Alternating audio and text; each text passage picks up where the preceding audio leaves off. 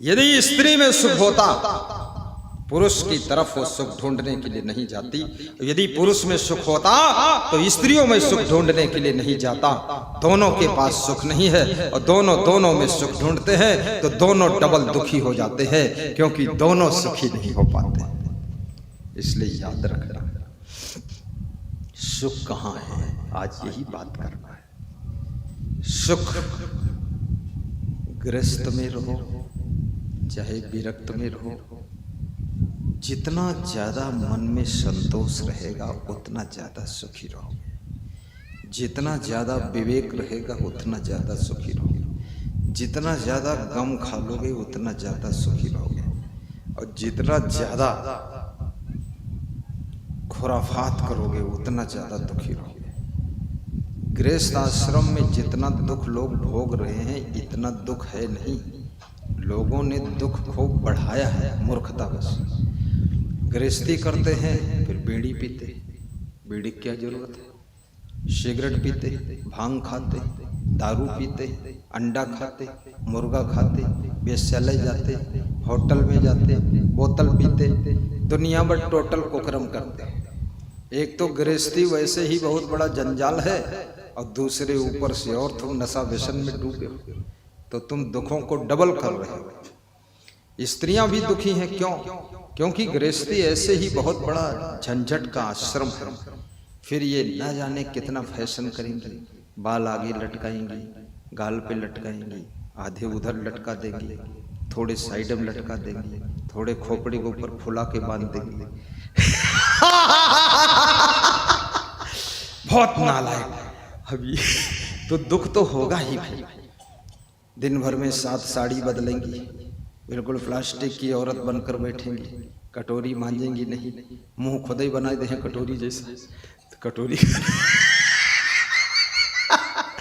सारी जिंदगी नरक बना दिया। लांग बांध के काम करो, सब क्या रोज रंग वंग लगाना फालतू, कौन देखता है भाई। ऐसे ही तुम बहुत सुंदर हो और सुंदर तो दुनिया में कोई नहीं है। कितनी सुंदर नाक हो, तो नाक से निकलेगी तो रेमट ही, उसमें से घी थोड़े निकलेगा। कितनी सुंदर आंखें हो, निकलेगा कीचड़ ही उसमें से ऐसा थोड़े मक्खन निकलेगा आधा किलो। अब कितना सुंदर पेट हो, उसमें टट्टी निकलेगी, ऐसा नहीं खीर पूड़ी निकल पड़े। और कितने सुंदर दांत हो, वहां लारे थूक तो भरा। कितने सुंदर कान हो, वहां से खोट भरा। सब शरीर में पसीना, बदबू। कल एक संत मेरा कह रहा था बदबू बहुत आ रही है, तो हम कहने काहे के बदबू? बोले कोई मोजा पहने है, मोजा के यार पसीना बदबू दे रहा, अंदर आएगा है मोजा पहने। तो हम कहते सूंघो मोजा। अरे कहीं हम जिंदगी में पहिरे नहीं, हम कहते दूसरे को सूंघ लो। सब दुनिया भर का बदबूदार शरीर है, इसमें कहाँ सुख रखा है। सादा जीवन, सादा भोजन और सद्गुण, सदाचार। मेहनत करो, संतोष रखो। पति कभी कुछ बोल दे जवाब मत दो, बहुत सुख मिलेगा। पत्नी कभी कुछ बोल दे ज्यादा जवाब मत दो, बस ऐसे देख लो उसको, बस फिर आंखें मूंद लो, सब अंदर ही अंदर पी जाओ। बोलना मत, जहर के घूंट पीना सीखो, तुमको होशियार बना दूंगा। सासू कुछ बड़बड़ाए, बोलना मत, सर झुका के बस बर्तन मांजते रहो। ससुर अंग्रेजी बोले, हिंदी समझना मत, जवाब देना मत। तुम्हारा पति इंग्लिश बियर पी कर आया, बहुत दुख की बात है। सब दुख लोग पैदा कर रहे हैं। दारू पी कर आता, पत्नी को पीटते हैं, गाली देते हैं, मारते हैं। ये पत्नी कोई पीटने वाली चीज है क्या? ये कोई मक्का है कि गेहूं है पीट रहे हो? पत्नी को तो संभाल के रखो भाई, वो भी तो एक प्राणी है। बेचारी किसी की बेटी है लाडली, किसी के आंचल में पली हुई गुड़िया, वो तुम्हारे घर आई तब से बुढ़िया हो गई। इतना कलेश पैदा कर दिया, मार कूट, गाली गलौज, लड़ाई झगड़ा। उस लड़की ने भी सोचा था ससुराल में सुख मिलेगा, ससुराल में हलाहल जहर भरा हुआ है। कुछ ससुराल में नहीं मिला है, जिंदा वापस आ गई, यही बहुत है। सासू को भी होश में रहना चाहिए। अपनी बहू को हैरान मत करो, सताओ मत। 100, 200, 500 रुपये ज़्यादा भी खर्च कर ले तो भी कोई बात नहीं है, क्योंकि बहू ही तुम्हारे घर का भविष्य है। बहू ही घर का दीपक है। बहू ही पोतों को जन्म देगी तो वे घर के उत्तराधिकारी बनेंगे। बहू को संभालो। आज की बहू कल माँ बनेगी, परसों सासू बनेगी। आज की सासू कल बूढ़ी होगी, परसों मर जाएगी। तो इस घर में नई सासू बनना तो चाहिए ना। तो बहू को थोड़ा संभाल कर रखो। और बहू छोटी है, नई है, कम उम्र है, कम उम्र में समझ कम होती है, थोड़ा उसको बर्फी जलेबी भी खा लेने दो। बहुत तो उसका मुंह बंद मत करो। जब जलेबी खा खा कर उब जाएगी तो खुद ही नहीं खाएगी, थोड़ा खा लेने दो। हमारे साथ में नया नया साधु है, इसको मैं खा लेने देता हूँ, छूट दे देता हूँ, बोल देता हूँ इच्छा भोग लगाओ। इच्छा भोग मतलब जितनी जिसकी इच्छा उतना अंगूर खाओ, उतना केला करेला खाओ, उतना मूली खाओ। सब खा लेते हैं। कुछ लोग खा लेते हैं तो खुश होते हैं, कुछ लोग खा लेते हैं तो बीमार होकर शाम को आते हैं, ऐसे बोलते हैं बुखार आ गया, बुखार आ गया। तुमने कहा और खीरा खा लो, खीरा। इच्छा भोग लग गया, बुखार आ गया।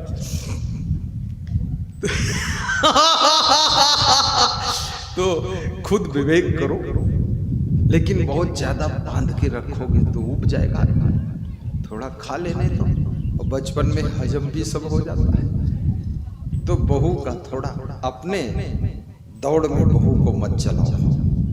गुरु को भी अपनी दौड़ में चेला को नहीं चलाना चाहिए। माँ बाप को अपनी दौड़ में बेटा को नहीं चलाना चाहिए। देखिए, आप माँ बाप हैं, आप में गंभीरता आ चुकी है, विवेक थोड़ा है। आप गुरु जी हैं, आप में ज़्यादा समझदारी है, आप में ज़्यादा मैच्योरिटी है। लेकिन अभी बालक है, चेला है, छोटा है, कभी थोड़ा खा भी लेगा, कभी कुछ चूक जाएगा, भूल हो जाएगी, क्षमा भी करो। बहू है, छोटी है, अभी थोड़ा दया मया रखो उसके ऊपर, ज़्यादा सताओ मत। क्योंकि गृहस्थ आश्रम भी बहुत बड़ा आश्रम है, ये जिम्मेदारियों का आश्रम है। ये साधारण नहीं है, ये तो आश्रम ऐसा है, ये सबके बस का भी नहीं है। इसमें बहुत हिम्मत वाले लोग टिकते हैं। एक एक पर्चा कुंभ मेला का दिया जा रहा है, पर्चे को संभाल कर पढ़ो। जिसको कल मिल चुका वो मत लेना, जिसको नहीं मिला वो लेना। बच्चे लोग बिल्कुल मत लेना। और अपनी सासू से भी प्रेम रखो। तो मैं समझा रहा था, कबीर जब हम पैदा हुए, जगह से हम रोए, ऐसी करनी कर चलो, हम हंसे जग रोए।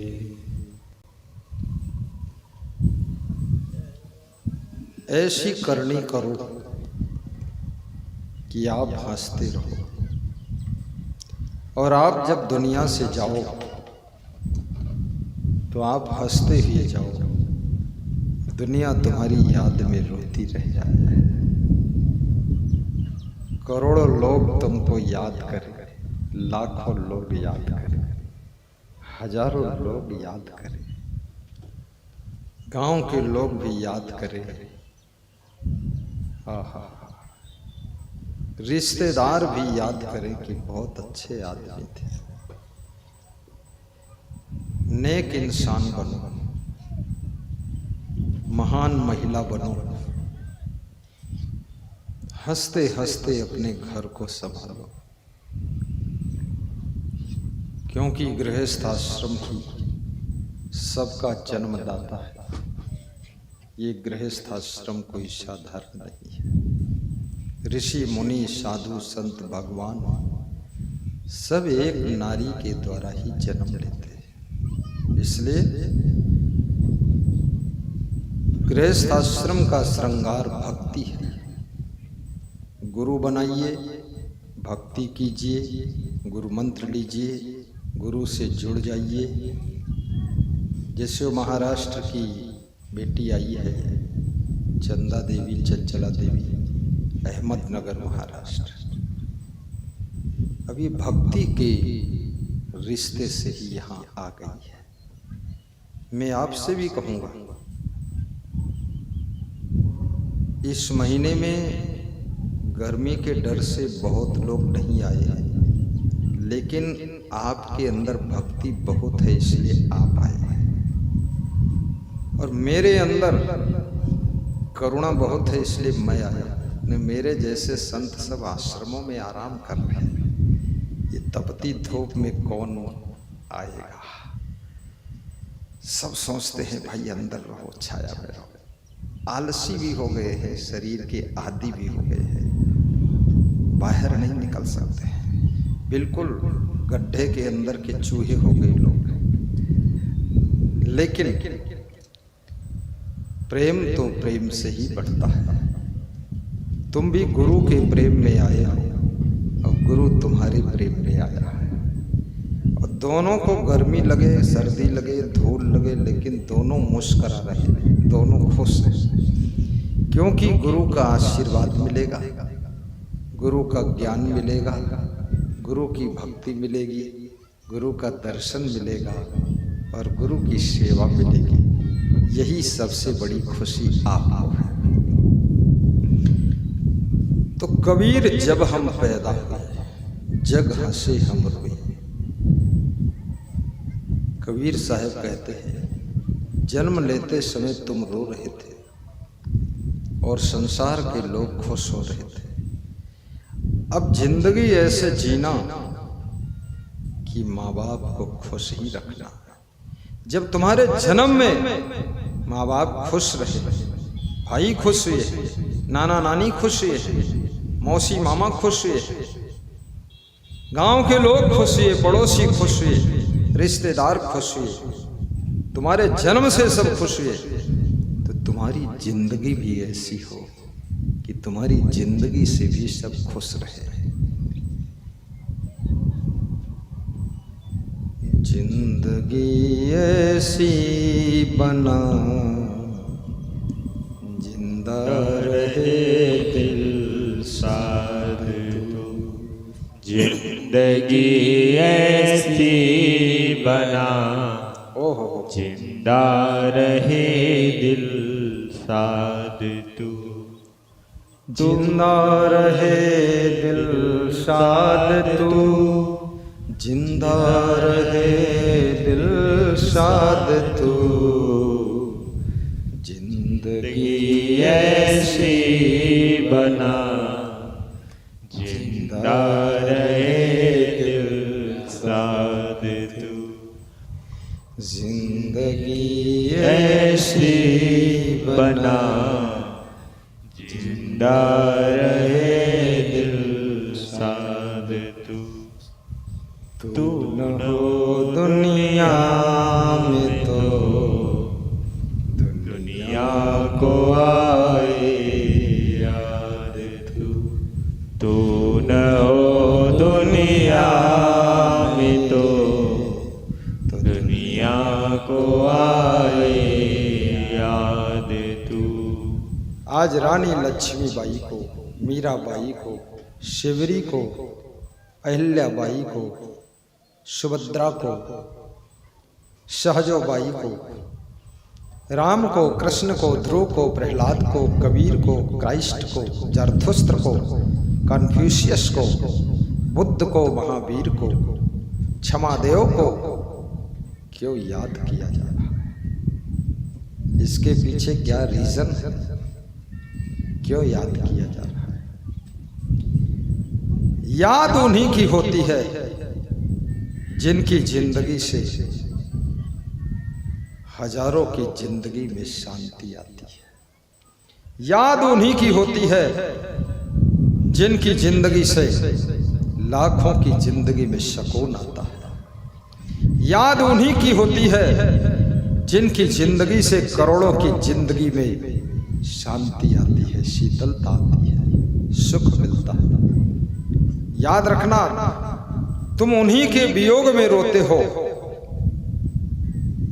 जिनकी जिंदगी से तुमको आराम मिली थी, और जिनकी जिंदगी तुम्हारे लिए कांटे जैसी चुभती थी, उनकी मृत्यु में तुम रोते नहीं हो। तुम मन ही मन कहते हो अच्छा हुआ जल्दी मर गया, ठीक है, बहुत परेशान किए थे। जिनसे जिनसे सुख मिलता है उनको उनको याद करके तुम रोते हो, और जिनसे जिनसे दुख मिलता है उनको याद करके तुम मुस्कुराते हो। दुख नहीं, जिंदगी में बहुत दुख दिया इसने, अब मर गया, छुट्टी मिल गई। जिंदगी ऐसी बना, इसलिए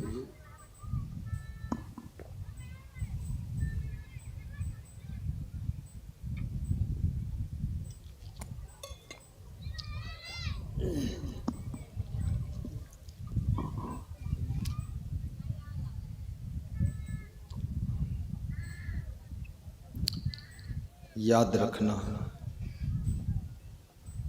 उस माँ को बच्चे याद करते हैं जिस माँ के आंचल में सभी बच्चों को बहुत प्रेम मिला है।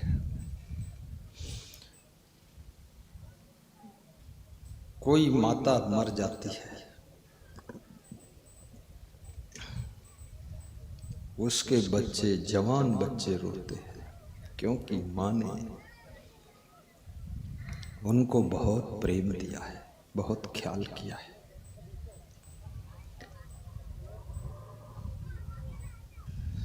पुत्र ऐसे बनो कि माता पिता को राहत मिलनी चाहिए। शिष्य ऐसे बनो कि गुरु को थोड़ा राहत मिलनी चाहिए। बहू ऐसी बनो कि सास ससुर को थोड़ा शांति मिलनी चाहिए। और बेटे ऐसे बनो कि माँ बाप का भार कम हो जाना चाहिए। और उन्नति ऐसी करो, घर का दरिद्र भी दूर हो जाना चाहिए। अपने बूढ़े माँ बाप के लिए भी अच्छा घर बनाओ, अपने बूढ़े गुरु के लिए सुंदर आश्रम बनाओ, अपने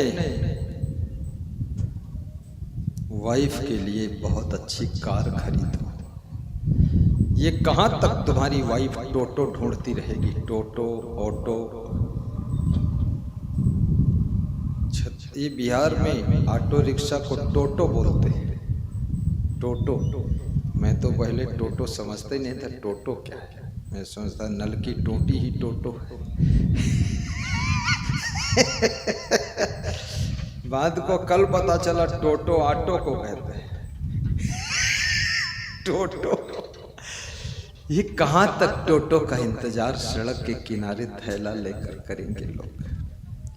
थोड़ा अपनी कार लाइए, मेहनत करिए, उन्नति करिए, धन कमाइए, धन बचाइए और धन से कार खरीदिए, धन से प्रोग्राम कराइए, सत्संग कराइए, जैसे वीरेंद्र गुप्ता, निर्मला देवी गुप्ता करा रहे हैं। आज शाम को बहुत लोग सत्संग में आने वाले हैं। ये तो मैं इसलिए आया हूँ, वीरेंद्र की जिद थी, चलना ही पड़ेगा। तो मैंने सोचा एक रात और रहना है, अगर नहीं मानूंगा तो रात में निकाल देगा बाहर। तो इसलिए चलो, मैं भी बड़ा बंधन में रहता हूँ, कठपुतली की तरह नाचता रहता। भगत बोल दे सत्संग करना है, चलना है, बस चलो। लोट कमंडल लेकर गिलास लेकर आ जाता, गिलास लाता, भर भर के पानी पियो, खूब अमृत बानी सुनो, सबको अमृत बानी सुनो, खुद पानी पियो। बड़ा जीवन। अब भक्त भी क्या करे, क्योंकि सत्संग के लिए ही तो बुलाया है। और सत्संग भी ना करे बाबा तो बुलाने का अर्थ भी क्या निकला? तो बाबा को सत्संग करना भी चाहिए। ऐसी करनी कर चलो हम हंसे जग। कबीर साहब बड़ी मार्मिक बात कहते हैं कि ऐसे कर्म करो तुम्हारी बहनें भी खुश हों कि मेरी बड़ी बहन बहुत अच्छी है, मेरी छोटी बहन बहुत अच्छी, मेरा भाई बहुत अच्छा है। कितनी बहनों को अपने भाई के ऊपर नाज है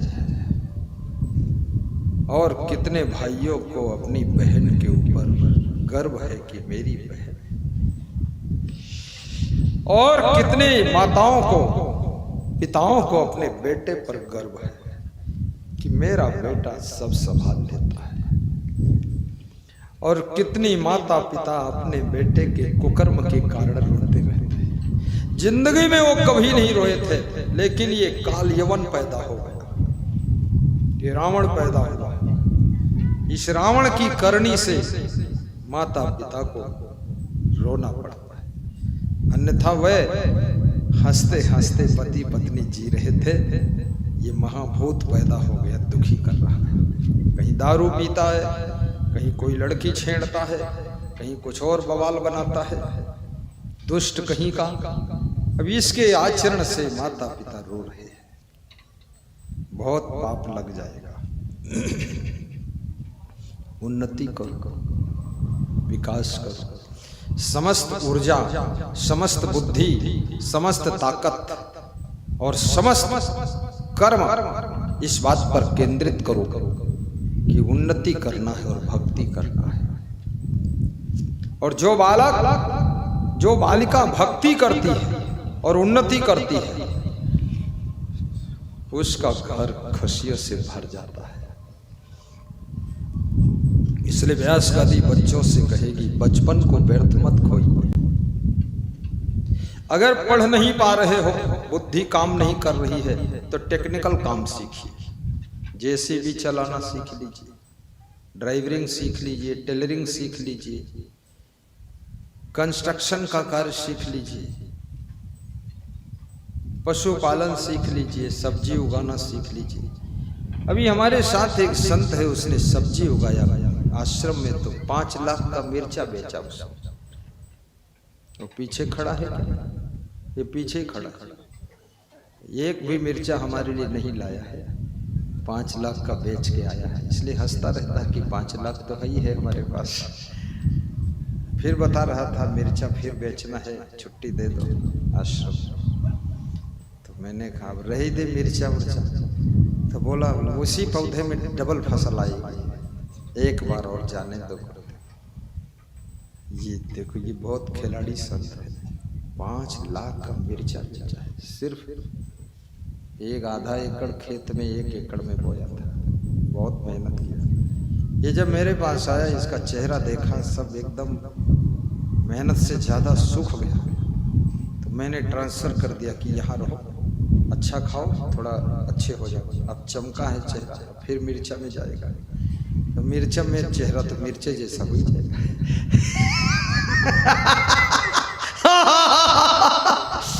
लेकिन है कलाकार। अब एक साधु के ऊपर 300 रुपये का डेली खर्चा है, तो महीने में कितना हो गया बोलो? 9,000। तो 12 9 108, साल में 1,08,000। तो 1,08,000 खर्चा एक साधु पर। ये जो बैठे हैं महात्मा, ये सब 1 लाख वाले हैं। इसलिए साधु लिखता है श्री श्री श्री 1,08,000 श्री श्री, वो 1 लाख खर्चा होता है उसका। तो अब ये 5 लाख कमाया, तो 1 लाख तो इसके ऊपर खर्च हो गया, 4 लाख बच गया। 4 लाख गुरु को दिया, तो गुरु ने वो गाड़ी खरीदा। फिर देखो खड़ी तूफान, उसका नाम भी तूफान। जब से आई है तब से तूफान ही मचा रखा उसने। इतना तूफान मचाया है, छत्तीसगढ़ से चली तो रास्ते में ही तूफान मचाया, तूफान मचाकर पहुंची। अभी तक उसका तूफान बंद ही नहीं हुआ। मुजफ्फरपुर में तूफान मचाया है, कहाँ कहाँ तूफान, लखनऊ में तूफान, रायपुर में तूफान। गाड़ी तो बहुत अच्छी, 15 लोग बैठते, 18 बैठ जाओ, 50 बैठ जाओ, टूटेगी नहीं, लेकिन है वास्तव तूफान। तो अब सोचना इस बात को, क्या समझना है? बहुत विचार करना कि कर्म करो। जब शिष्य कोई ऐसा कर्म करता है तो गुरु प्रसन्न हो जाता है। बेटा जब ऐसा कोई अच्छा कर्म करता है, घर का भार ले लेता है, तो माँ बाप हल्के हो जाते हैं। और बहुएं जब घर संभाल लेती है तो सास मंद मंद मुस्कुराती रहती है बुढ़ापे में कि अब ठीक है। हर सासू इस इंतजार में है कि बहू कब आएगी और कब हमको आराम मिलेगी। हर ससुर इस इंतजार में है कि बहू कब आएगी और कब हमको ताजी रोटी खाने को मिलेगी।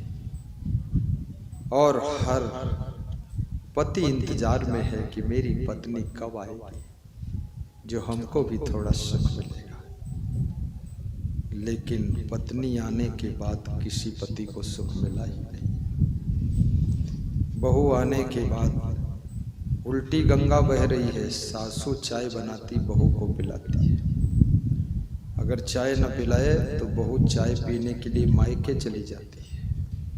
बहुत नालायक बहू आई है, क्या करें।